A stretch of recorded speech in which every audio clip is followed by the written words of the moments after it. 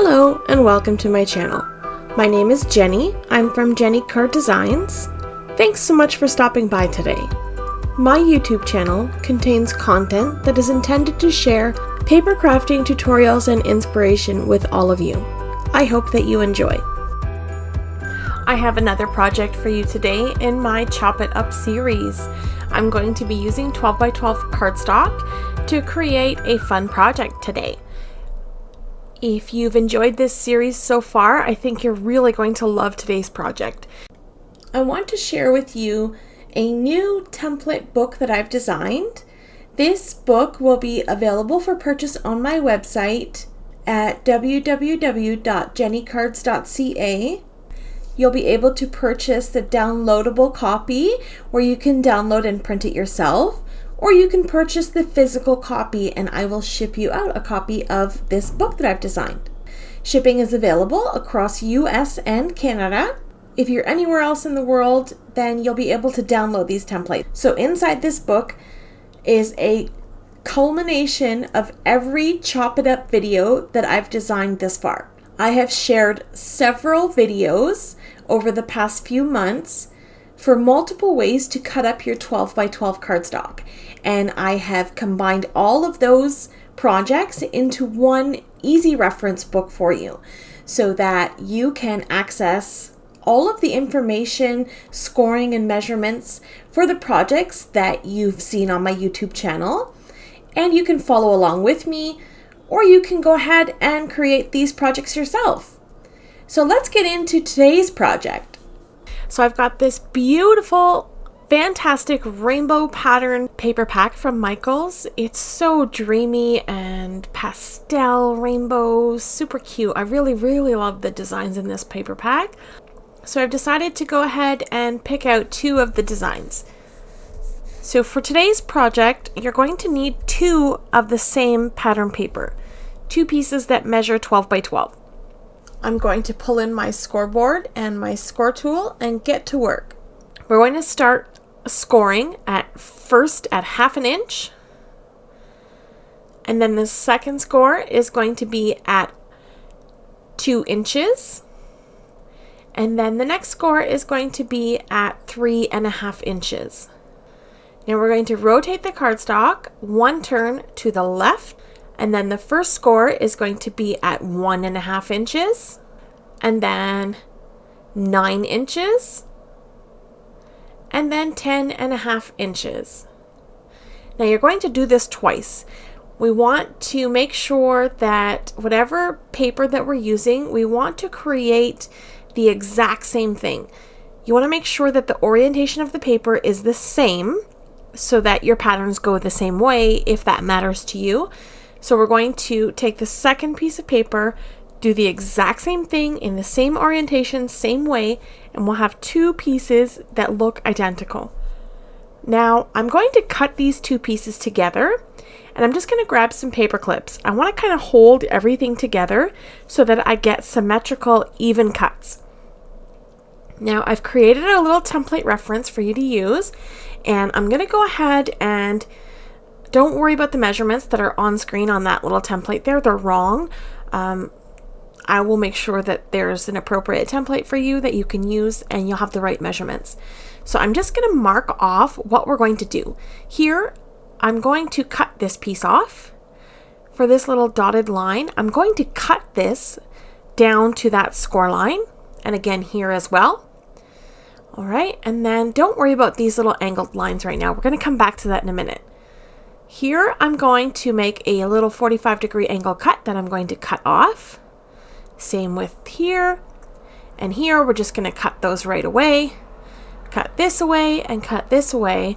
And then once those are cut away, we're just going to cut down that score mark down to the line. Okay? It's pretty simple. Now, we're only going to have to do this once if our cardstock is together. We'll just have to trim everything once, and then we'll come back and do those angled score marks in a moment. All right, so I'm going to take some really sharp scissors, and I'm going to take my time here, and I'm going to cut down that score mark and then turn to a 45-degree angle and cut that off in one swipe.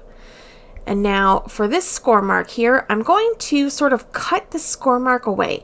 I'm going to cut on both sides and take out that little tiny bulk in between the two slits. And I'm going to do the same thing on this side. I'll just cut away the score mark, cutting down to that score line, and then that's it. And then we'll continue over here to our next portion to cut off. And I find if you're confused about the orientation, go back to the template and lay out your cardstock the exact way that the template looks so that your score marks look the same, and then you'll be able to see what you want to cut away. So we'll go ahead, cut off that little side, cut off these little extras, and then we're going to go ahead and cut down the little slits and cut away the score marks once again. This is just really going to help everything fold together and take away some of that bulk, so it'll be nice and neat and fold together nicely. Okay, one more cut here. We're just going to remove that little score mark, and that's going to be it for cutting. Okay, so now I want to just remove my paper clips here. I need to create a little sort of triangular score mark, and this is going to help everything fold together nicely. Okay, so I'm going to measure this little flap here. We're not going to worry about these little flappies that are scored and cut. I'm just going to kind of flip those away so that you can get a visual of what we're working with. I just want to take a look at these two pieces here. I'm just folding up the sides here that you can see what I'm talking about. Just those two pieces there. Okay, I'm going to take my ruler and I'm going to measure. I'm going to line it up on that center score mark, and I'm going to measure at 4 inches. I'm just going to make a little mark with my score tool, and I'm going to make a score line from that score mark down to the bottom corner, right in the corner. Okay, so I'm going to just use my score tool and press really firmly and get a good score mark. Okay, I'm doing it on top of the two pieces of paper. It doesn't go through to the other side. We'll have to do that one separately. So we're going to do the same thing here.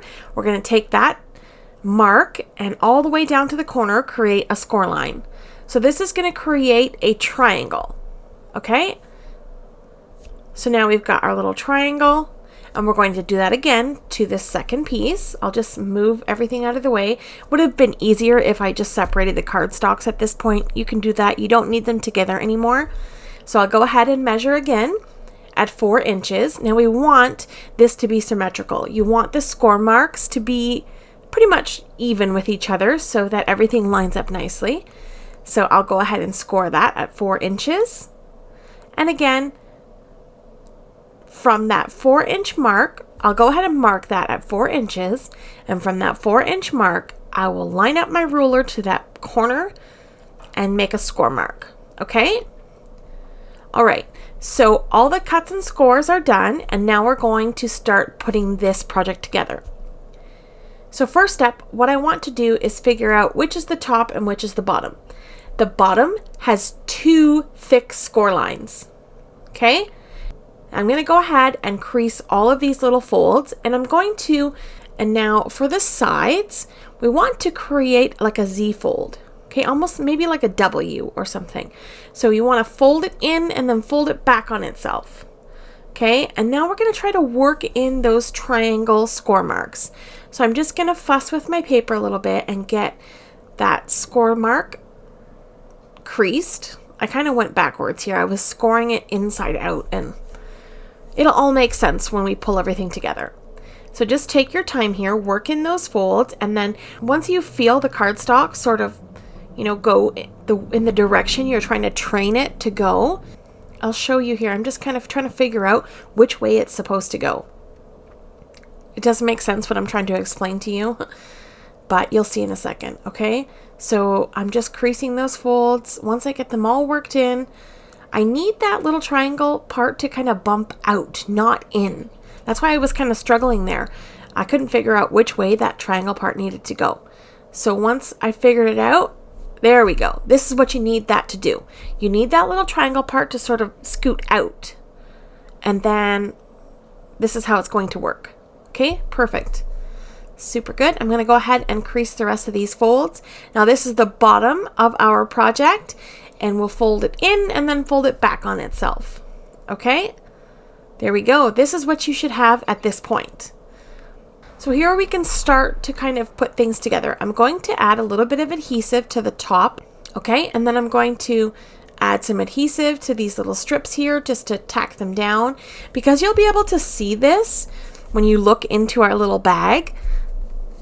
So we're trying to make it as pretty as possible with the least amount of resistance to open and close. That's why we cut off those little score marks there. So you'll see how easy this kind of moves around. All right, so now let's just set this aside and we'll go train the score marks on the second piece of cardstock. So I'll go ahead and I'll burnish all of the edges and I'll get that little triangle flap trained in the way I want it to go. So we're just repeating the exact same process as we had already, creasing all these folds, folding the bottom flap up. We'll adhere that little top flap and adhere that down. All right, and now we should have 2 sheets of cardstock that look like this. They're both identical sheets of cardstock with the same cuts and scores in them. All right, so now we're going to start putting this together. That little 1/4 inch strip, this is the place where we adhere one page to the next. Okay, so we're going to line everything up and I'm going to apply some adhesive to that little side flap.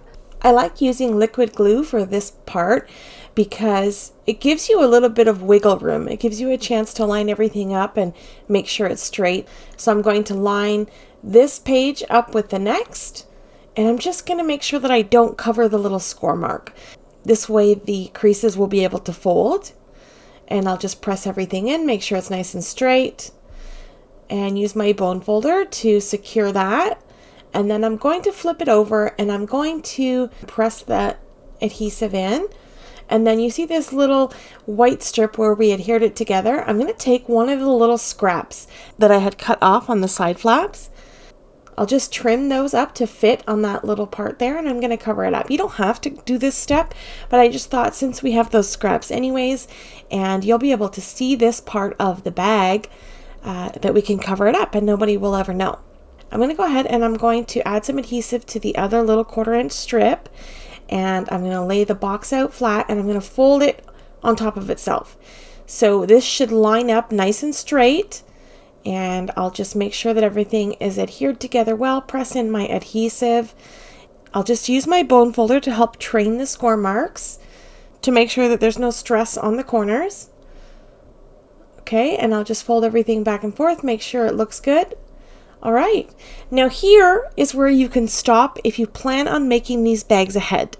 You can stop and you can lay these flat and store them for Christmas or birthdays or whatever. So this is a great way to mass produce stuff. If you're not feeling any creativity, then you can do this and make these and set them aside. All right, so let's continue on. I'm going to go to the bottom now and I'm going to fold over one of the large flaps. Then I'm going to add some adhesive to the little corners here, and I will lay them over top of that bottom flap. If that makes sense, you'll have 2 flaps, one on the left, one on the right. So we're going to close one over, and then we're going to adhere those little tiny strips on top, and this will create a double secured bottom, so it's nice and strong and substantial. And we'll go ahead and adhere that all together.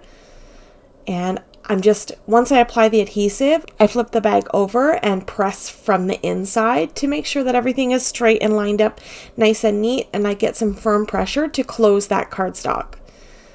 So I'll use my bone folder, I'll press everything in good, and here we go, our bag is complete. Now we just have to add some finishing touches to it. I'm going to use my Crop-A-Dile and I'm going to punch a couple of holes in the top here. I'm just sort of eyeballing, I'm not being too specific. I just want to punch a hole through both sides twice. And then this will give us a spot where we can run ribbon or baker's twine through to create handles for our bag.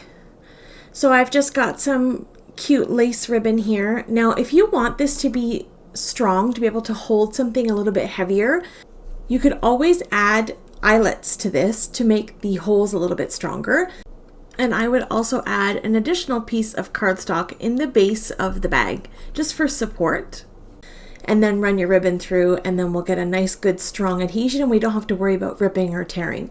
This bag, I'm not going to be putting anything too heavy inside of it, so I'm just going to put in my ribbon, tie little knots on the end, and I'll snip off the excess with my scissors.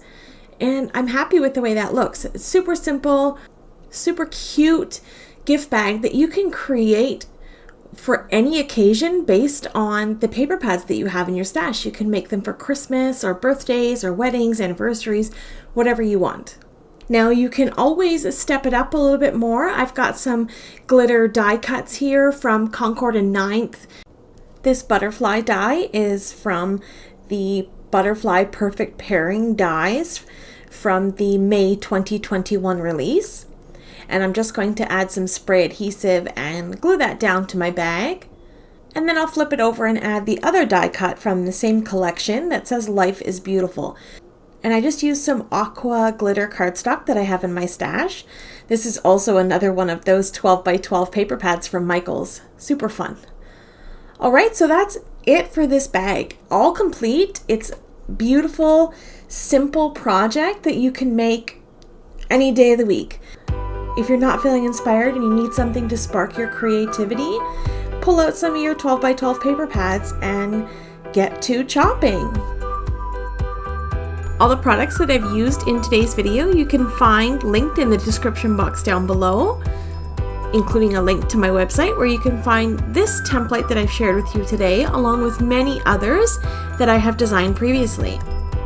So coming up on screen are a couple of videos I think you may enjoy.